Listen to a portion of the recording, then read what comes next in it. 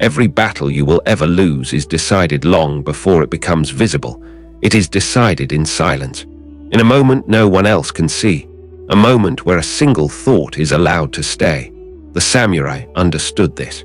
They knew that a careless thought could dull the sword, that a dishonest thought could weaken the spirit, and that an undisciplined mind was more dangerous than any enemy. This is not a story about fighting others. It is a story about the war that happens quietly, inside you, every single day.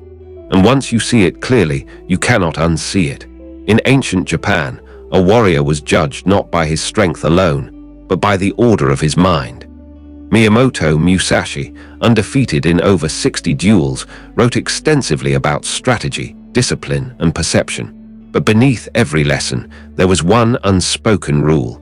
If you cannot govern your thoughts, you cannot govern your life. Bushidō, the way of the warrior, demanded honesty at the deepest level. Not honesty as a performance for others, but honesty toward oneself. A samurai who lied to himself was already defeated. Zen Buddhism reinforced this understanding. The mind was not an enemy to be silenced, but a force to be observed, trained, and refined, like a blade sharpened through repetition. Control did not come from force. It came from clarity.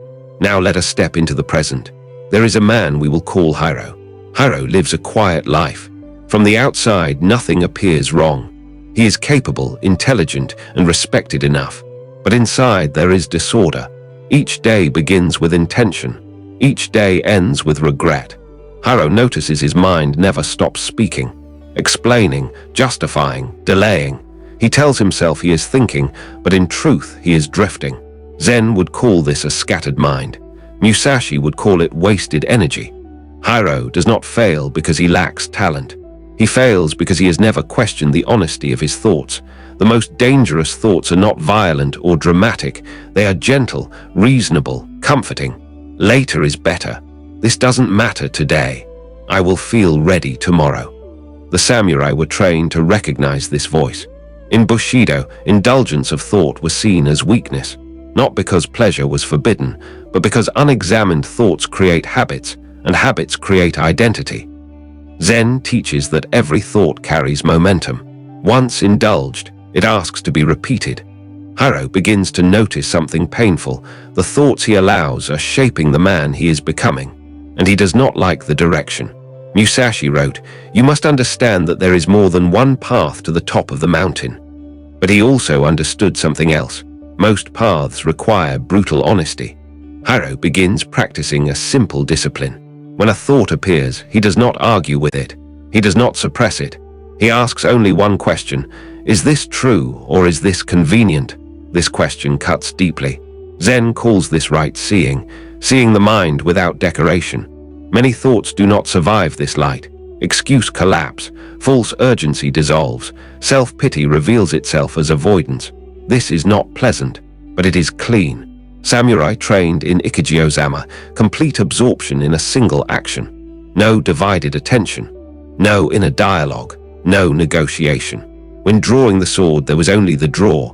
When striking, only the strike. Hiro adopts this principle quietly. One task, one moment, one mind. He stops allowing commentary while acting. No encouragement, no criticism, just presence. The mind, deprived of drama, begins to settle. The Japanese principle of gammon teaches endurance with dignity, not resistance, not suppression, endurance. The mind complains when it loses authority. Hiro hears it clearly now. This is uncomfortable. You deserve rest. This is unnecessary. He does not respond, not with force, not with argument, with silence. The samurai believed discipline was not harshness. It was respect for one's own potential. Hiro begins to change, not because he is inspired, but because he is no longer deceived. In Shuhari, the first stage of mastery is obedience to form, structure before freedom. Hiro creates non-negotiables. He does not debate with himself anymore. He decides once and obeys. Thoughts now serve action, not the other way around. Zen teaches that identity is not declared, it is revealed through repetition. Hiro's mind becomes quieter, not empty, but orderly. He begins to trust himself. There is no dramatic climax, No sudden transformation, but something fundamental has shifted. Hiro's life becomes steady. His actions are consistent. His mind no longer sabotages him in private. This is the samurai's triumph. To live without inner disorder. To move without friction. To act without self-betrayal. Musashi wrote near the end of his life, "Do not let yourself be guided by the feeling of lust or love." He meant freedom, from weakness disguised as thought. The battle for your life is not loud. It does not announce itself. It happens quietly, thought by thought. If this story resonated with you, it means you recognize that battle. On this channel, we explore these ancient teachings, not as motivation, but as discipline, clarity, and truth. If you wish to continue walking this path, consider subscribing to the channel. Share your reflections in the comments. And if this story served you, leave a like so others may find it. The way is narrow, but it is clear.